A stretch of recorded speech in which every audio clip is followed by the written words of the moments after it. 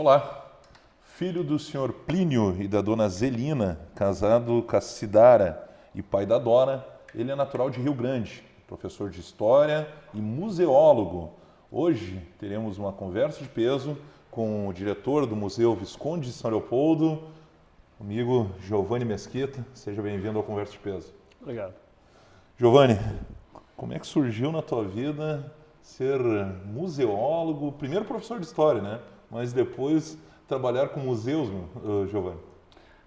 Sei lá, às vezes fico pensando sobre essa questão da história, né? E eu imagino que tem muito a ver com aquela roda que a família fazia em volta do fogão a lenha, e aí contando as coisas do dia, e contando as coisas dos antepassados, da família, como era no interior, coisa e tal. E eu sempre fui fascinado por aquilo, né? Então sempre quis saber das histórias dos velhos, coisa e tal. Então talvez tenha começado assim dessa maneira bastante informal, né? Essa paixão pela história. E aí quando eu me tornei adulto já, né? Eu não sentia vontade de fazer nenhum outro curso, se eu fosse fazer história, né? Então eu voltei a estudar e entrei no curso de História da URGS, né? O que me leva à segunda questão, né? Porque nesse período eu fiz um estágio no Museu Joaquim José Felizardo, que é o Museu de História de Porto Alegre. E aí me apaixonei por museu, né? Porque museu tem um troço assim. Museu tu chega lá, tu fica muito tempo lá, quando tu vê, tu já quer seguir, né? Tu te apega, né? Quer reviver a história. Tu te apega ao trabalho, a coisa de viver no museu, de pesquisar, de descobrir coisas, etc. E aí, só que quando eu me formei, só existia 2 cursos de museologia no país, que um era na Bahia e outro no Rio de Janeiro. O Rio de Janeiro até é o primeiro, né? Foi fundado em 1922 no Museu de História, Museu Nacional de História. Então não tinha como, né? Tinha acabado de casar, não tinha dinheiro nem condições de fazer o curso. E aí eu me tornei professor, né, do estado e me tornei professor do município de São Leopoldo, né? Passei no concurso. E aí trabalhei 6 anos no município e abriu o curso de museologia. A minha esposa fez o primeiro vestibular, passou em primeiro lugar, ela é museóloga também, né? Mas a gente já se conhecia, a gente era casado até. E aí depois compartilhavam da mesma paixão, então. Pois é, e aí depois eu esperei, né, poder organizar minha vida, pedi demissão em São Leopoldo e fui fazer o curso, fiquei só com o estado, né, em Porto Alegre, fui fazer o curso em museologia. Me formei e aí fiquei batalhando, porque a gente, quando termina um curso, a gente depois tem que, a segunda parte, que é conseguir se colocar no mercado, né. E aí adivinha onde é que eu consegui meu primeiro emprego como museólogo? Em São Leopoldo. Que maravilha. Justamente, você é casado com a dona Dora, com a dona Cidara, pai da Dora. Essa ligação familiar aí, como é que funciona para ti, Giovanni? É importante, né? É legal, né? É importante porque a coisa de família sempre foi importante para a gente, né? Digamos assim, para o meu clã familiar, né? Em função de que a gente vem do interior, né? E sem a família praticamente não teria como sobreviver, né? Então a família se apoiou, né? Então a gente tem essa coisa de família muito forte, né? Então, e a minha filha, eu sempre faço com que ela valorize, né? Visite os tios, visite os primos, né? Eu sempre digo, ó, esse aqui é teu tio, ó, esse aqui é teu primo. Legal. Então, para tentar manter, porque na realidade, eu acho que a família, eu não me considero uma pessoa conservadora, né? Mas eu acho que a família é o teu lugar no mundo, né? Então... É a base de tudo, né? É aquela história do Porto Seguro. Giovanni, você é natural de Rio Grande. Sim. Veio com quantos anos para São Leopoldo? Eu vim com 2 anos para Porto Alegre. Eu sou de Porto Alegre, eu moro em Porto Alegre. Ah, sim.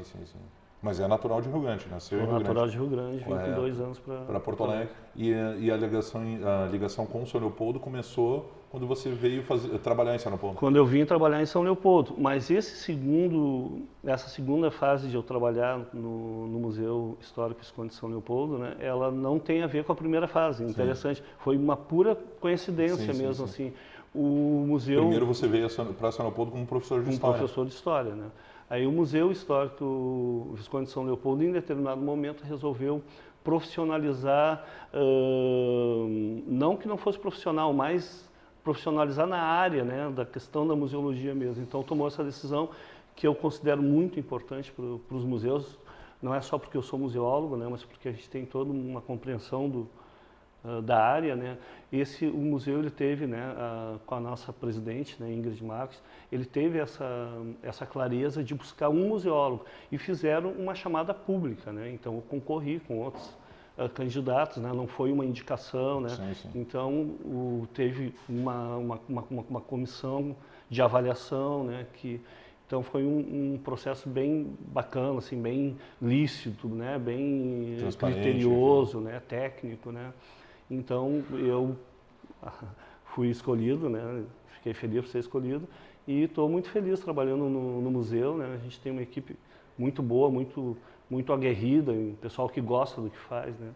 E quando tu trabalha no que tu gosta, a situação é diferente. Né? Aquela história, quando trabalha no que se gosta, nunca trabalha, né? É o que dizem. Meu caro Giovanni, você está quanto tempo à frente da diretoria do Museu de São Leopoldo? Completou agora dia 9 um ano. Um ano? Um ano. Né?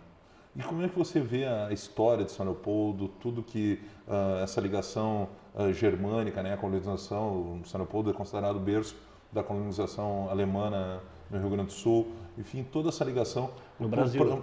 No Brasil, não só no Rio Grande do Sul. Como é que está hoje São Leopoldo em relação às suas origens, lá de 1800 e pouco?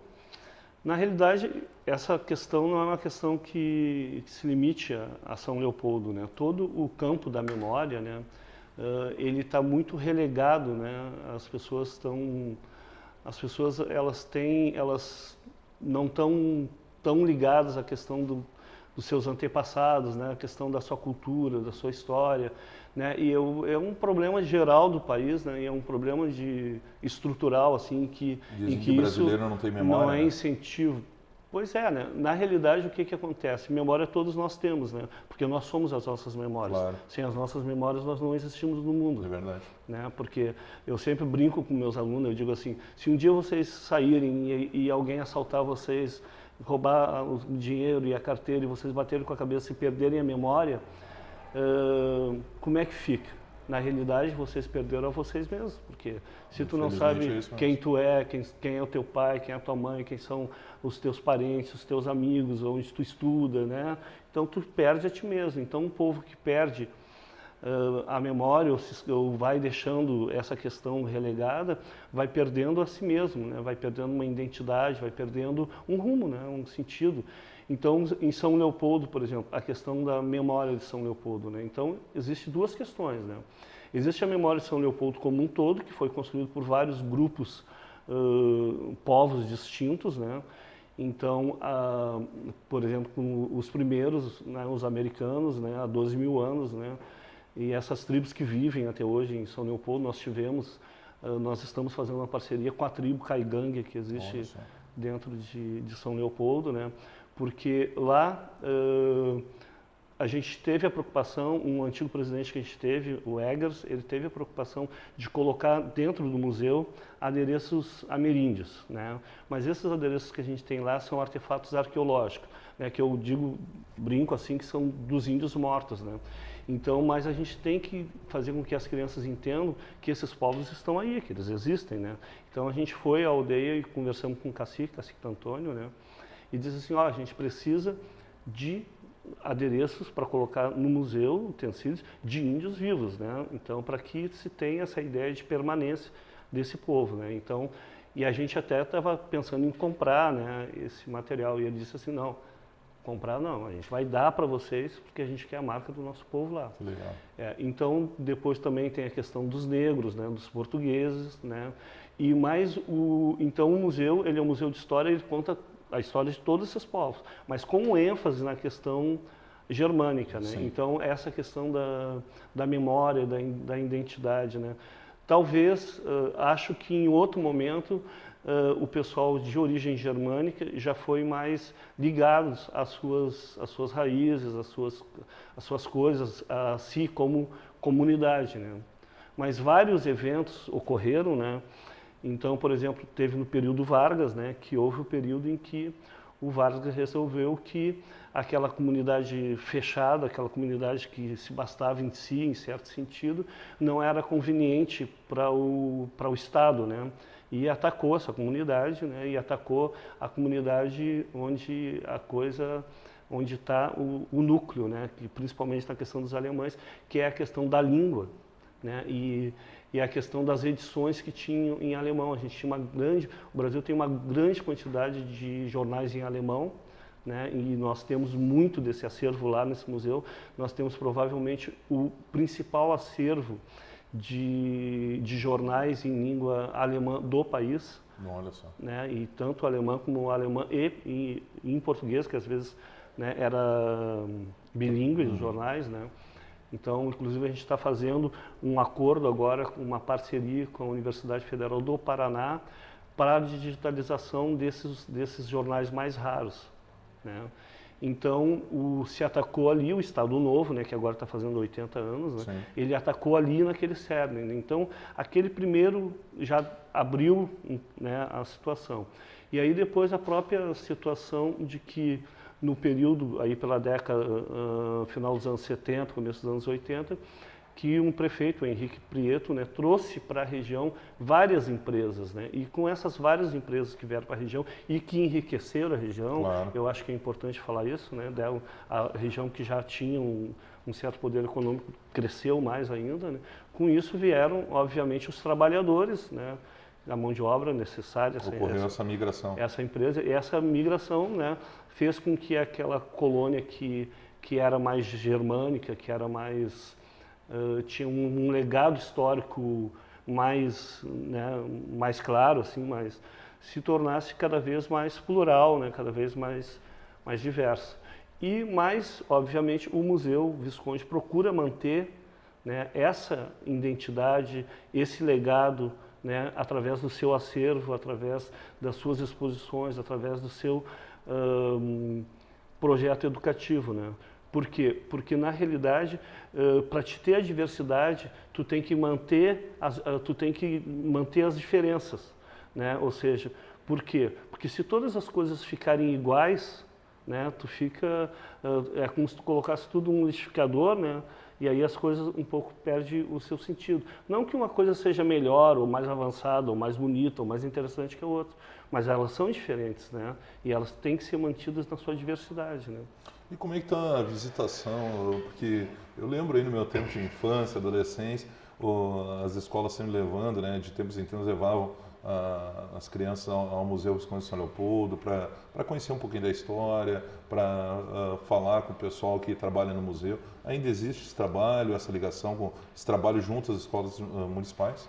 Sim, nós recebemos muitas escolas, não só municipais, escolas municipais e estaduais, escolas de fora de São Leopoldo, temos escolas de Porto Alegre, Sapucaia, Canoas, Novo Hamburgo. Então a gente tem uma grande quantidade de estudantes de escola privadas também, né, e que afluem lá no museu. Então é um momento bem importante, né?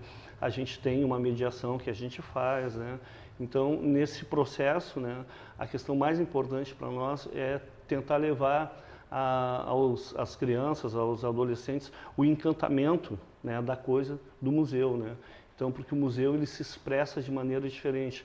O museu ele se expressa pelo objeto, né? Eu sempre digo assim, ó, esse objeto aqui mostra uma canoa, digo, isso aqui não é uma canoa. Mostra um cofre, digo, isso aqui não é um cofre. Mostra uma mesa, digo, isso aqui não é uma mesa. Isso são memórias. É verdade. Né?